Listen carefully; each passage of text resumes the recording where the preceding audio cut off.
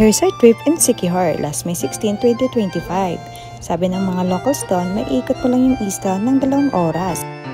Tanghali na pala nung dumating kami sa isla, kaya pumunta muna kami sa Boo Cafe.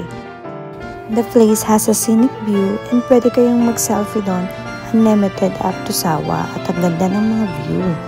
Yan, mamumura lang din yung mga pagkain nila at ang sasarap pa. May mga coffee din sila at iba't ibang drinks. So we decided to take our lunch here to have a refreshing view dahil pagod talaga sa travel. So tignan nyo, diba ang green? Ang ganda ng mga selfies ko dito. Nag-Google Map lang pala kami papunta dito. You can also ask the crew to take your pictures. Ang babait nila at very approachable.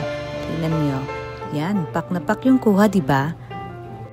While waiting for our food, napaka-refreshing ng view dito so hindi ka talaga masistress. Ang sasarap pa ng pagkain at drinks nila. Pagkatapos bumaba na pala kami para pumunta na naman sa ibang location. Yan. Huwag kalimutan mag-sunscreen kasi ang init. Tapos pinuntahan na namin yung Balete Tree. Ang ganda pumunta dito ng hapon kasi walang masyadong pila at solong-solong mo si Balete. Pagkatapos, pumunta na kami ng Paliton Beach para mag-sunset viewing since hapon na din yun. Yan, picture-picture muna kasi medyo maaga pa. Papasok sa Paliton Beach, may 20 pesos each pala na entrance fee. Yan, picture-picture din to wrap up the day.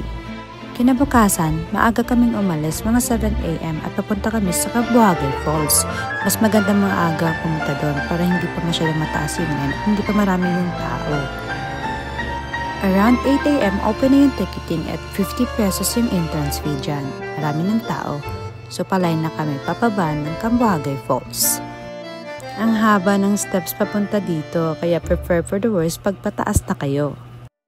20 pesos pa lang bayad pag gusto nyo tumalon dito. Since hindi ako marunong lumangoy, kaya nag-bamboo rafting na lang kami. 100 pa lang nabayad namin kasi 2 lang kami, pero 20 per head talaga siya.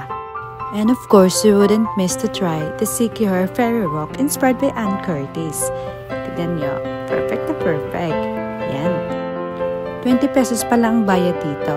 And you can try and try again, pero mostly up to 3 times lang sila na perfect na agad. After that, nag-picture na lang kami at nag-swimming sa falls. Tapos, after sa Camboagay Falls, bumaba na pala kami patungong Pitogo Cliff. 30 pesos din yung entrance fee dito and picture up to sawa. Mas mabuti din maaga dito kasi ang taas ng line ng mga magpapapicture. Tsaka ang init, grabe. Wala na kami patumpik-tumpik pa kaya nag-line na kaagad. While witnessing the breathtaking view ng Pitogo Cliff, ang blue ng dagat at ang lamig-lamig. Naligo pala yung partner ko dito kasi ang init talaga nung nakapila kami. Diyan.